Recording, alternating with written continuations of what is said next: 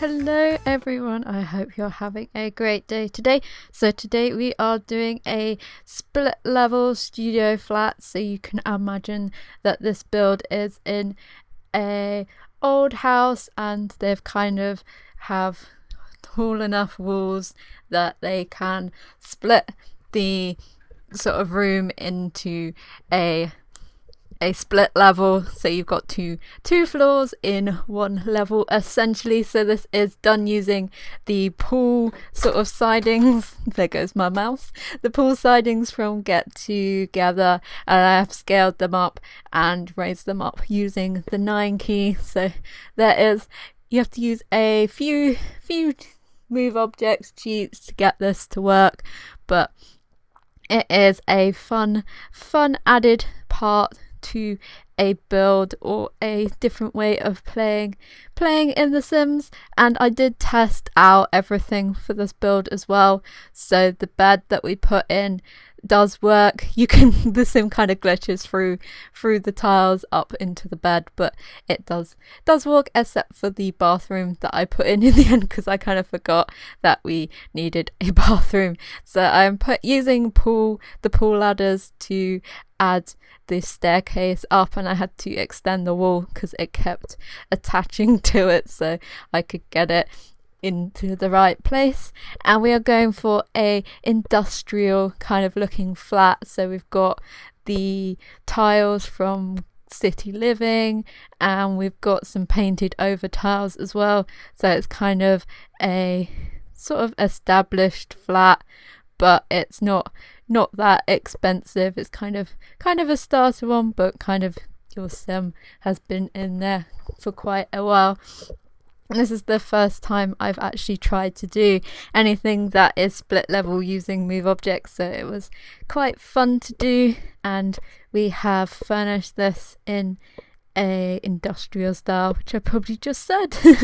And I'm going to do the same little desk area that I tried in one of the other builds, but using the different bookshelves and making it a bit more industrial. And it has a few sort of youthful objects to make it look like it's a young person living here. Maybe it's their first flat or anything like that. So then this is the kitchen below, so I kind of did it so the cooker was near the gap at the top, because obviously you wouldn't want, well, in a real split level apartment you could probably actually have it underneath because there would be proper ventilation and stuff, but obviously this is The Sims. And I also made sure that the height was correct, so I kind of moved my sim in to make sure that her head wasn't popping through the floor or anything, because that would have been slightly awkward. And just adding in a few essentials here and there because there wasn't too much space, and then tried to make it look like it's lived in quite a bit, but obviously we were constrained about how much notes. I keep hearing the knocker on my door, but I think it's probably the wind. I hope it is anyway, because I'm not letting anyone in. And so we're just putting the dining table that fitted in quite nicely underneath the sort of area near the fireplace as well. So this apartment's kind of got some character, but obviously it is classed as a room on the gallery, so if you wanted to make a whole apartment block type thing out of this one room, then that would be quite cool. And probably it would look a bit like a townhouse as well, because we're using the full height wall height, so we can actually put in the split level. And then we're just adding in the bed and the wardrobe. I don't think I tested the wardrobe, but it should work. Actually it won't, because there's stuff on the fireplace underneath, so if you want to use objects by moving them up to make another level, you kind of have to make sure that there are no objects underneath, so then your Sims can use them and sort of get to them. And then I put these little old looking railings to kind of, because I thought it'd be pretty dangerous if you just had it open, so I thought that was the only object that kind of fit in with that aesthetic. of trying to make a barrier, because obviously we couldn't use a fence because you can't do it on a half bit. And then we're just adding in a few rugs, and obviously I forgot that you can't use move objects to move the rugs up onto the second floor, because they don't quite work that well.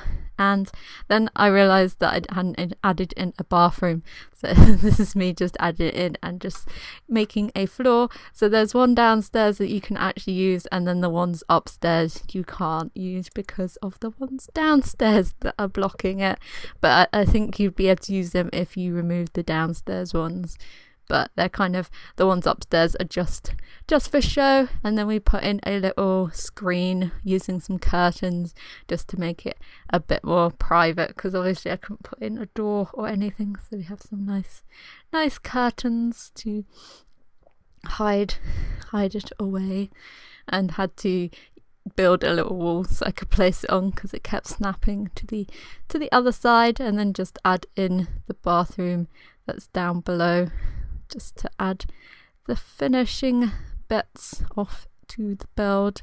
And we're going to do a little walking tour at the end. So here we are, just spinning around my Sims, cooking up something in the kitchen. And then we have the upstairs, and the potted plant is floating. I did fix that as well, so I forgot about that. And we will be into the screenshots. So thank you for watching. If you did, leave a like, and if you'd like to see any more, feel free to subscribe, and I will see you in the next one. Bye.